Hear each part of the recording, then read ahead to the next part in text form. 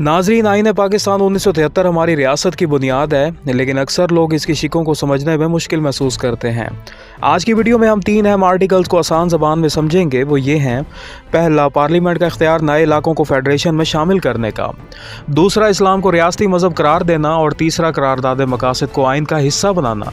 तो आइए एक एक करके इनको तफसील से देखते हैं। Article 1, clause 3, admission of new states और एरियाज इनटू फेडरेशन।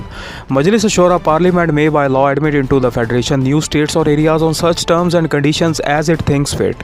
इस शिक के मुताबिक पाकिस्तान की पार्लियामेंट के पास ये इख्तियार है कि वो किसी भी नए इलाके या रियासत को पाकिस्तान के फेडरेशन में शामिल कर सकती है, लेकिन ये शामिल करना एक कानून के ज़रिए होगा और इसके लिए शराइत और ज़ाब्ते वही होंगे जो पार्लियामेंट मुनासिब समझेगी। फेडरेशन से मुराद वो निज़ाम है जिसमें मुख्तलिफ सूबे या इलाके मिलकर एक मुल्क बनाते हैं। जैसे पाकिस्तान में 4 सूबे हैं। एडमिट इनटू फेडरेशन इसका मतलब है किसी नए इलाके को मुल्क में शामिल करना, जैसे पहले फाटा को खैबर पख्तूनख्वा में ज़म किया गया। जैसे आपके घर में नया कमरा बने तो घर के असूल और ज़ाब्ते उस कमरे पर भी लागू होंगे, लेकिन यह फ़ैसला घर के बड़ों वालिदैन के हाथ में होता है कि वो किस शर्त पर नया कमरा शामिल करें। Article 2, Islam to be state religion. Islam shall be the state religion of Pakistan. ये शिक वाज़ह करती है कि पाकिस्तान का सरकारी मज़हब इस्लाम होगा, यानी रियासती सतह पर बनने वाले कवानीन, इदारों और पॉलिसियों की बुनियाद इस्लाम के असूलों पर होगी। स्टेट रिलीजन का मतलब है कि हुकूमत का बाज़ाब्ता मज़हब एक ही है। पाकिस्तान के लिए ये इस्लाम है, लेकिन इसका ये मतलब नहीं कि दूसरी अक़लीतें अपने मज़हब पर अमल नहीं कर सकती।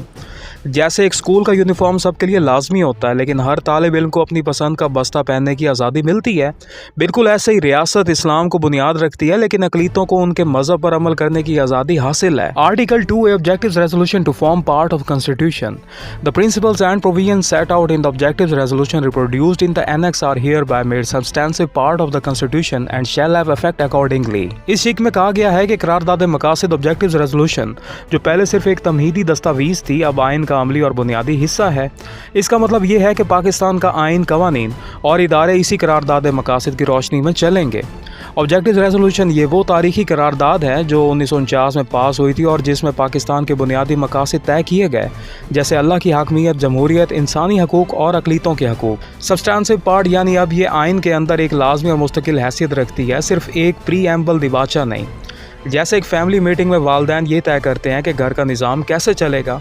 पहले ये सिर्फ बातें थीं, लेकिन जब वो तहरीरी असूल बनाकर सबको अमल करने के लिए दे दिए जाते हैं तो अब वो बाकायदा रूल्स बन जाते हैं। यही ऑब्जेक्टिव रेजोल्यूशन को आइन का हिस्सा बनाने की मिसाल है। तो नाज़रीन, ये थी आइन पाकिस्तान 1973 की शिक नंबर 1 की क्लास 3, शिक नंबर 2 और शिक नंबर 2A की तफसीलात। इनके ज़रिए हम समझ सकते हैं कि पाकिस्तान एक फेडरेशन कैसे है, इस्लाम इसका सरकारी मज़हब क्यों है, और करारदाद मकासद को आइन का हिस्सा बनाने से हमारे कानून को क्या सिमत मिली। पाकिस्तान के आइन को समझना हमारा सबका हक है, इसीलिए हम अगली किस्त में मज़ीद आर्टिकल्स आपके सामने रखेंगे।